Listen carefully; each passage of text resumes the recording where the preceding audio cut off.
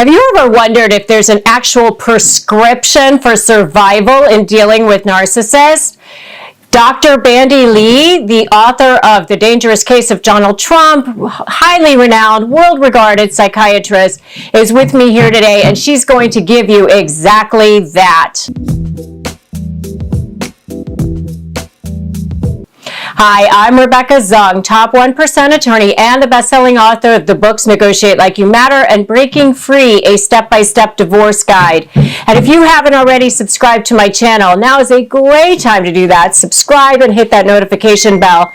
And that way you'll get notified when I upload my own videos, content like this, which is interviews with amazing experts when I go live and do other events. So today I have Dr. Bandy Lee joining us. She is absolutely one of the foremost experts in narcissism in the world, a psychiatrist, Yale trained, and part of the World Health Organization, all kinds of stuff. And she's got some great information here for us today on narcissism in general, dealing with narcissists so that when you go to negotiate with them, you'll know what you're doing, and also a prescription for survival. So without further ado, let's dive in to my conversation with Dr. Bandy Lee. Welcome to another episode of Negotiate Your Best Life. I'm Rebecca Zung, and today, wow, we are so lucky to have Dr. Bandy Lee joining us, who is a forensic psychiatrist, and she also has a master's in divinity. She's an MD. She received both her MD and her master's in divinity from Yale University. She gained worldwide notoriety with her book, The Dangerous Case of Donald Trump, in which 27 mental health experts weighed in on the mental health of the president. And she's also an international global leader in the area of global violence prevention through the World Health Organization's Violence Prevention Alliance, and through her writings, such as in her textbook, Violence. She's an expert on narcissism and narcissistic personality disorder, and more importantly, exposing the dangers of people with this personality type. And she offers education and resources to people so that they not only can learn, but actually have the right tools. And so today she's going to be talking about narcissists and then offering her prescription for survival and dealing with them in your own life. So welcome, Dr. Lee. Thank you. Thank you very much for having me. So I talk about all kinds of narcissistic traits here on this podcast and on my YouTube channel, because I think it's important that people understand the personality type when they go to negotiate with them. They don't think the way other people think. They're not driven by the same incentives that other people are. They're not motivated the same way. And so let's just start off with kind of a basic, how you would actually define a narcissist. So narcissism by itself is not really a problem. We actually need a certain dose of narcissism to get by our daily life. So there is a whole spectrum. There's benign narcissism and malignant narcissism. It's the malignant pathological narcissism that becomes a problem. And when you have pathological narcissism, that includes narcissistic personality disorder, then it comes to a point where it's going to affect their function and their relationships. And the way I conceive of narcissistic pathology is rather simple. That many people believe that they are somewhat full of themselves and have an overinflated sense of themselves, but it's actually arising from the opposite. It's arising from intolerable feelings of worthlessness, powerlessness, inadequacy, and so they're overcompensating. And when you encounter someone with a malignant level of narcissism, then then they become destructive to their lives and others' lives. How would you define the notion of narcissistic supply? So narcissistic supply is because they don't have the basic requisite amount of self-love, really. So narcissism arises generally from not having received love early in childhood, and so their development is somewhat arrested. And then they cannot generate the love for themselves on their own. So many of us can get by the day without having lots of people constantly adoring us and giving us compliments and approval. We can give that to ourselves, but not those suffering from pathological narcissism, and so they go for more and more of that supply from the outside. And so that is why you see individuals with pathological narcissism go after power positions, go after celebrity positions, and for the sake of it. Not all celebrities have this condition, but those with this condition are very drawn to celebrity positions or power positions. Even the presidency of the United States, they are drawn to this in order to get their emotional supply of this narcissistic need. But of course they're going after what is not really taking care of the problem, so their need is boundless. No amount of external adulation will ever satisfy the inner hunger that they have, and so they'll just keep going for more and more and bigger and have even greater expectations that no one can eventually fulfill. So their relationships are very dysfunctional. They idealize, think that people will rescue them, and then devalue them. It's called splitting, in that you first attach yourself to people believing that they will give you what you need, and then discover that they don't, and so you discard people one by one. That's a common dynamic with those of narcissistic pathology. Yeah, it's like a black hole. It can never be filled, right? And I love your explanations. It's, exactly what I say all the time. And so when they're going to negotiate, they have this need for narcissistic supply, which a lot of times in negotiation can show up as constantly moving the goalpost. In other words, I'll settle for this, and then you say yes, and then they change it, and then the deal is something else, and then they blame it on you. I had to add this because you did this, or I took this away because you acted this way. It's a constant need to move the goalpost in order to continue to intimidate and get this supply. So when they're doing this, are they capable of seeing the big picture? Can they delay that quick reward associated with the need for control in order to realize a greater goal? I mean, are they able to even do that? That's often what we observe, that if they were able to do that, it would not be pathological narcissism. In other words, pathology is always dysfunctional and leads to damage, either to the self or others, or both. And so when they are pathologically in need of narcissistic supply, they are, I have made the analogy to a drowning individual.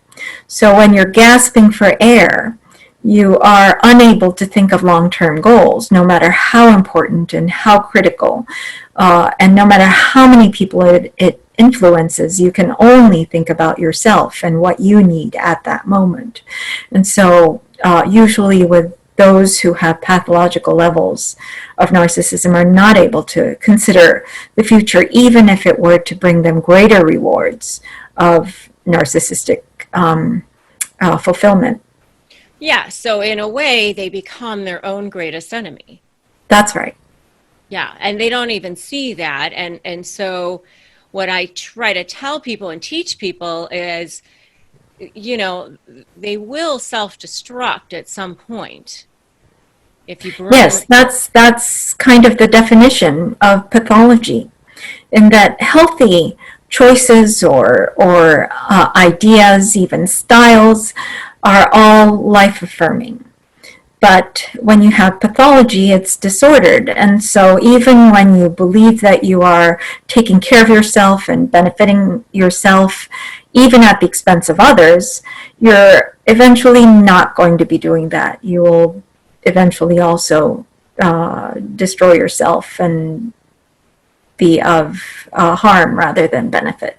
Yeah, it's just getting there, though, because in the process, their goal is to take you down, to do whatever they need to destroy you.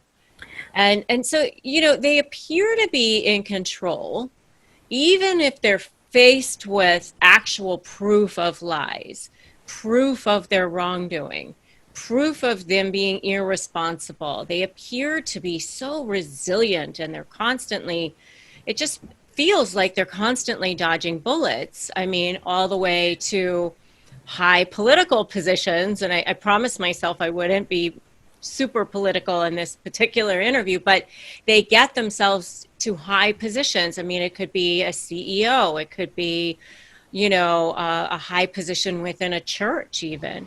You know, Yes. some of the covert narcissists are really good at looking perfect, looking kind, looking like they care about people even though they don't. And so is that how they really feel inside? Do they really feel like they're always in control? What's going on inside their brains when they're being called out like that? Yes, oftentimes they think they are brilliant and that they know better than everyone else, and that their methods are far smarter and more beneficial to them. And you're right in that it has nothing to do with political affiliation. It is a medical condition, and that's why it doesn't really matter what ideology you espouse. Most of the time, the ideology they espouse are not even able to be believed in. They simply cannot hold an ideology because they are so urgently seeking that narcissistic fulfillment, and so they often attach themselves to ideologies or even political affiliation based on what would be beneficial and what would bring them accolades and advancement rather than true belief. So do they perceive themselves in that moment to be good? Like, is that what allows them to justify their harmful actions to themselves? Or like, what's going on inside of their brain at that moment? Well, we're talking about severe narcissism here, and just as they cannot hold an ideology for its own sake, right or wrong is they're capable of distinguishing them, but they often it's often so muted and so distant compared to their immediate emotional needs. So they're driven more by the emotional drive of what they feel they need, which is the adulation and approval and adoration to stratospheric levels. Essentially, it'll never be satisfied, so they keep asking for more and more. Oftentimes, the experience of these individuals is that they're able to manipulate others and shape others' view of them, at least in the beginning, that you actually you buy into those those stories, that they are superhuman or they are exceptionally ingenious or highly accomplished. And they're also good at seducing others because they feel that that's how they will get their narcissistic supply. And they also often elevate you and believe that you will be their rescuer because you are mirroring them back or responding to their charm, what have you. And so that cycle of idealization and then devaluation means that the initial impression is that that they will seem ideal. They will seem like great personalities with lots of charisma. Well, absolutely. But I think like my question is also really more around like, you know, you have proof that they're lying. You have proof that they were irresponsible. You know, I'm thinking about, you know, some of the people that I've had that have worked for me who always have excuses as to why they're not doing their work or not, you know, and it's like in their mind, do they truly believe their own lies? Like that's not correct or, you know, it's somebody else's fault.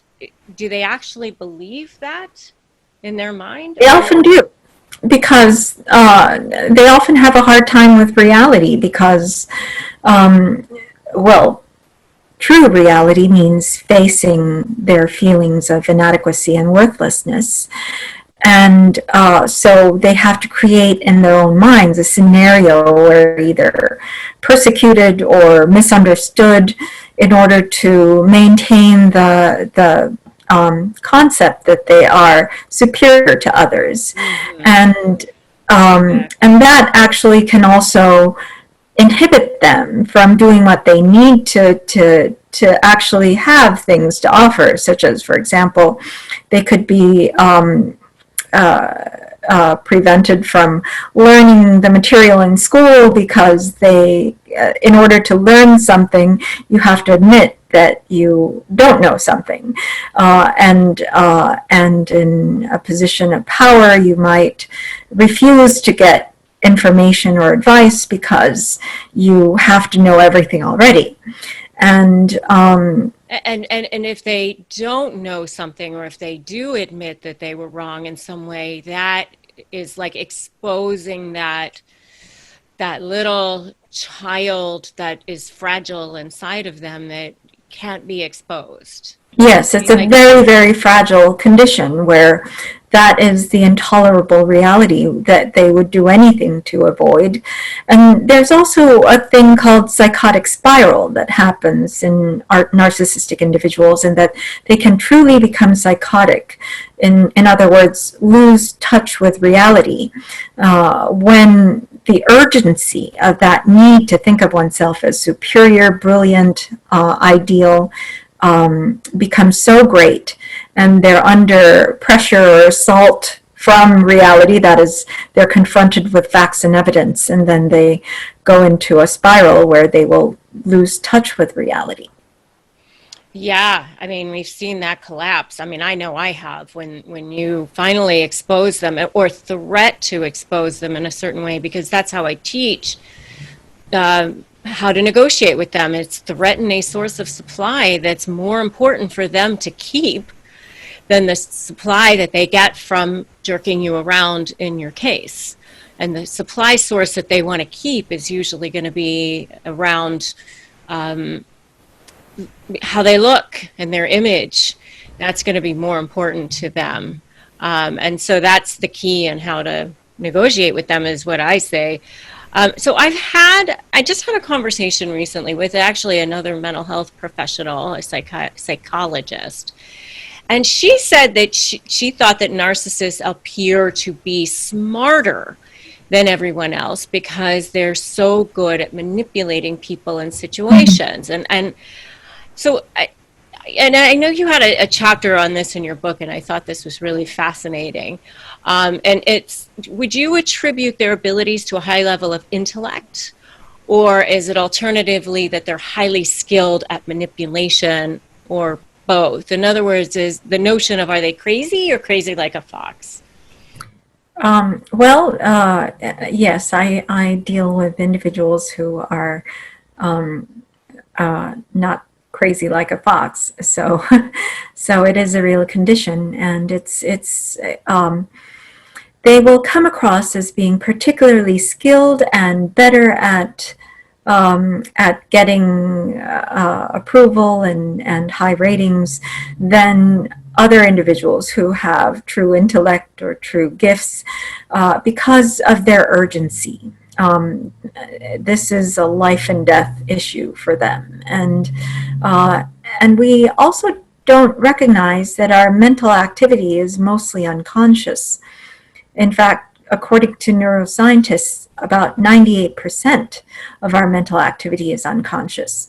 So when you're conscious, when your highest functioning is not doing all that well and you're impaired, then the subconscious takes over, and it might seem like it's more efficient. It obtains for you what you would like. It's very efficient at manipulating, gaslighting, and controlling other people in some ways. It's a handicap. I often describe it like a car without brakes. When you have a car that is not fully functioning, it might seem like it's going faster than a fully functioning car, but at the very end it always crashes. And so it might seem more efficient, and it is, but it's leading to the wrong place. It's leading to a place of damage and destruction for others as well as for oneself.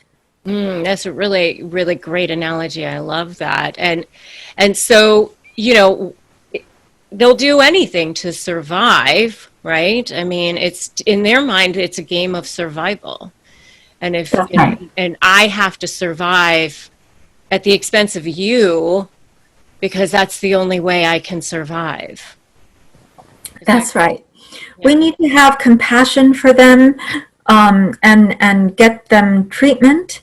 Oftentimes, they will switch the situation around and say that you need treatment and something is wrong with you instead. Right. But to recognize these symptoms and to basically say, if you have any relationship with them, if you say that, you know, if they don't get treatment, you can't be in a relationship with them, then that's often the motivator. They can't observe their own behavior, but they can observe, they can experience the sting of someone telling them that the relationship is going to end unless they get help. That's usually how they seek help, not on their own. And most of them don't seek help, right? That's right. They don't feel like they need it. I mean, that would be, you know, exposing that little person inside of them that can't be exposed. So another question I often get is, can they change? Can they get rehabilitated? Can they become, you know, regular, you know, people being driven and motivated by all sorts of things? I usually say narcissistic personality disordered individuals are treatable. They have not gone so far as to be irreversible or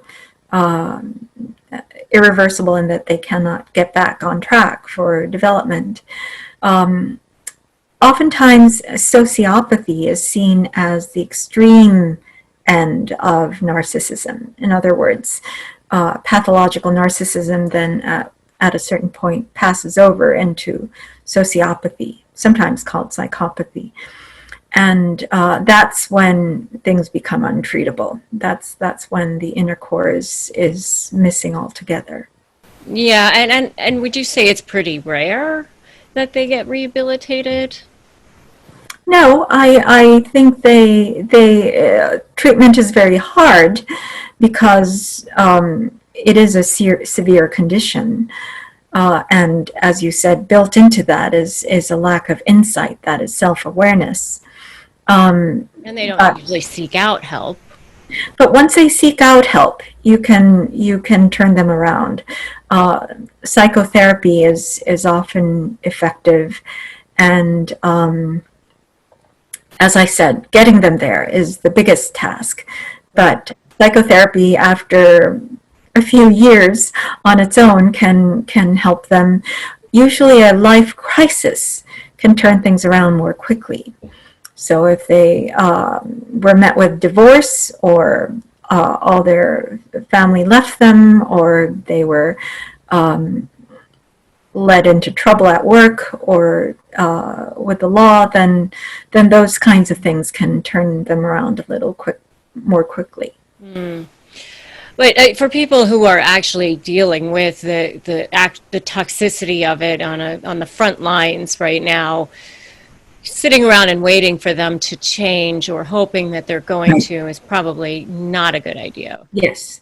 Don't really try to accommodate them or tolerate them. Those things actually enable them and make them worse. So the thing to do is to set limits, first of all, to protect oneself and to limit one's exposure to these individuals, and also leave them if you can, if it doesn't compromise things too much. If you can't leave them, make sure they get therapy, and perhaps you would need therapy for being exposed to them, so that you don't lose touch with reality and who's really doing the harm here.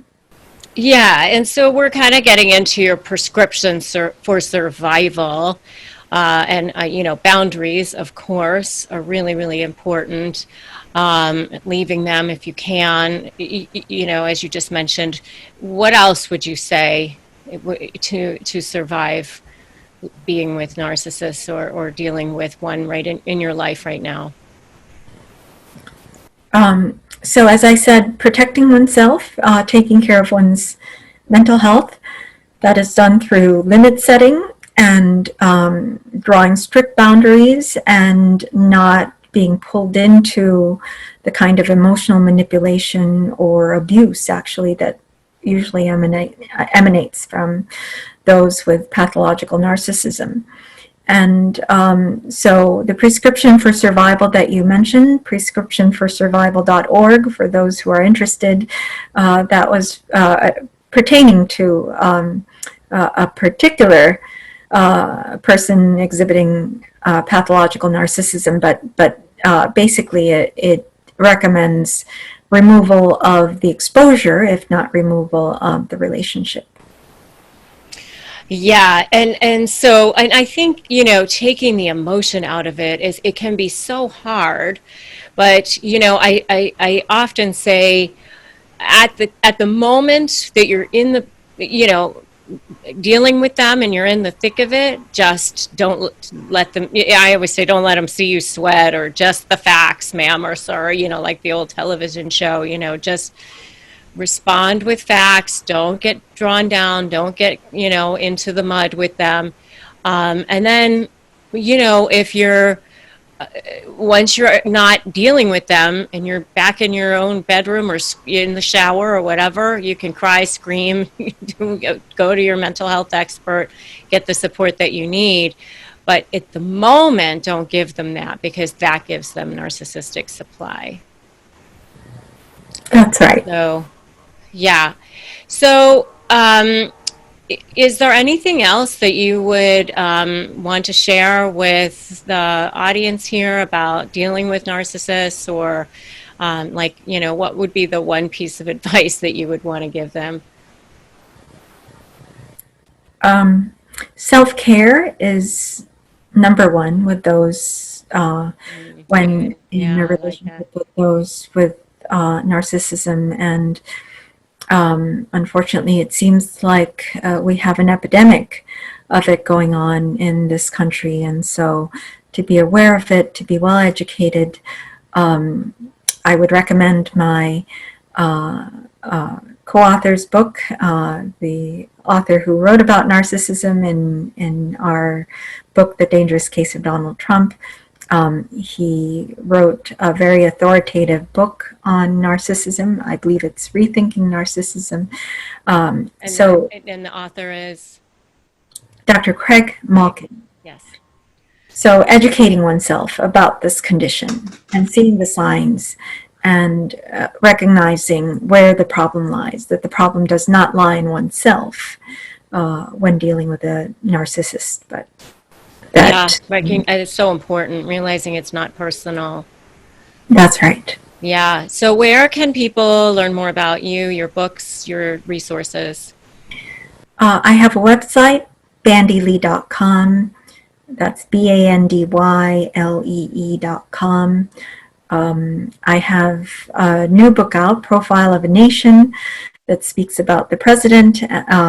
It's a psychological profile of the president in relationship to his followers and the nation, because even when we think about individuals, they are in an ecology.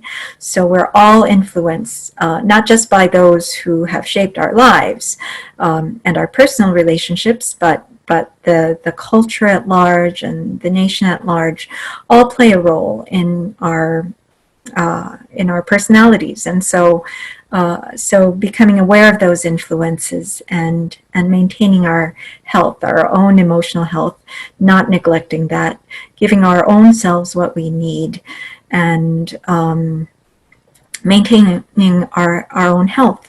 If we ourselves become traumatized or mentally unhealthy, then we can also become drawn to unhealthy individuals, which repeats the cycle of trauma or abuse, and so it's very important to maintain our mental health just as we do our physical health. And whereas for our physical health we would exercise and eat healthy foods, for our emotional health, it's important that we put aside time for rest, and meditation is usually good, but to give ourselves the room to dream, to simply indulge in enjoyment. I usually recommend an hour a day, an afternoon a week, and a vacation once in a while for our own mental health, pursuing hobbies we enjoy, relationships we enjoy, but devoting it to pure enjoyment, which is very important, because when we're healthy, we do seek out the things that are good for us. So it's important to maintain that and to prevent our falling into a place where we can become compromised. Beautiful. It's a beautiful, perfect way to end this interview. Thank you so much, Dr. Lee. Really, really helpful and essential, crucial information on prescription for survival and how to deal with narcissists on the front line. So thank you so much. Thank you for having me. Thanks so much for joining me today with my conversation with Dr. Bandy Lee. Isn't she absolutely incredible? If you like this video, give it a like, give it a share, drop me a comment. Make sure that you have subscribed and hit that notification bell. And if you are getting ready to negotiate with a narcissist, please grab my free Crush My Negotiation Prep worksheet. You can just get it at winmynegotiation.com. And if you are dealing with a narcissist, please don't do it alone. You need support. You can get that in my free private Facebook group called Narcissist Negotiators with Rebecca Zung. And we'll make sure to drop links to all of that, including Dr. Bandy Lee's books, in the description below, so you can see where everything is and grab it. Thanks so much for joining me today on this edition of Negotiate Your Best Life. I will see you in the next video.